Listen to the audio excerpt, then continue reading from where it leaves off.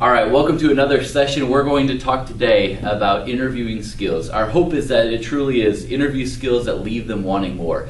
We hope that after your interview, the interviewee or interviewer are both at that level of saying we really want to bring you on board, that they want to welcome you into the company, they want to give you a really competitive job offer because you've done such an excellent job of setting yourself apart from the other candidates.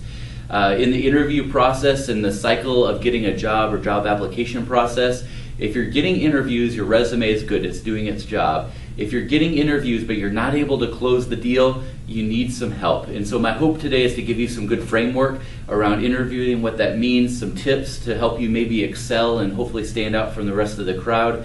And my other hope is that this gives you an opportunity to really understand yourself well and the company well, that it becomes a really smooth transition. And again, if you're able to do this well, I guarantee you're going to get an offer out of this context. But this really is where it becomes a fight for that last position, that top position. And so it's important that you put your best self forward in this.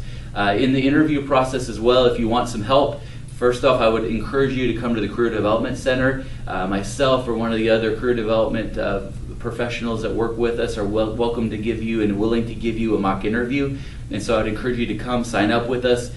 We'd be happy to really analyze your responses, the way you respond, how you respond, the connotations involved with some of your responses, how you can make them better or kind of curtail them or tailor them to the interview, but would be happy to do that for you. So please make an appointment with us if this is where your job search is stopping. Our agenda today, we're going to talk about researching yourself, the interview process, interview questions, what do you do after the job interview is complete, and other kinds of interviews. So besides face-to-face, there's telephone, there's web-based interviews, and finally, what do you do if you've got a job offer? If you get multiple offers from different companies, or you're waiting on that one dream job to finally come through, and so we'll talk about those. Research yourself. When it comes to job interviewing, this is not a speech class. Some of your majors very much celebrate the fact that you can have long, puffy answers for things. The interview for a job is not the time to exercise that right.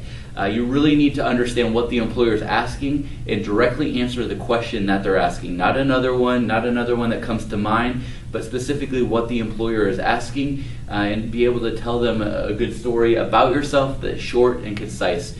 Typically, your answer should be between 1 and 2 minutes apiece, and allow the employer to continue to ask follow-up questions if they would choose from that point. Also, pay attention to body language.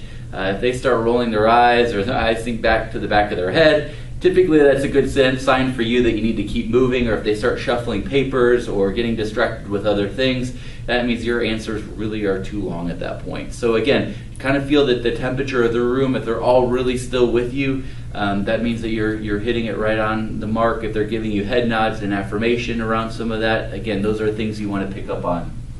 Develop your top 3 things. What are 3 things that are so exceptional about yourself that you want to deliver to them content-wise before you leave the interview? So again, thinking about their job description, thinking about their company or organization, thinking about what it is personally that you bring to the table for them. My challenge for you is to think about 3 things that before you ever leave the conversation at the interview that you want them to know about you. Typically those are things that may be a highlight from your resume, but typically are the other things that may not have been told through your resume that you think are very pertinent to the job.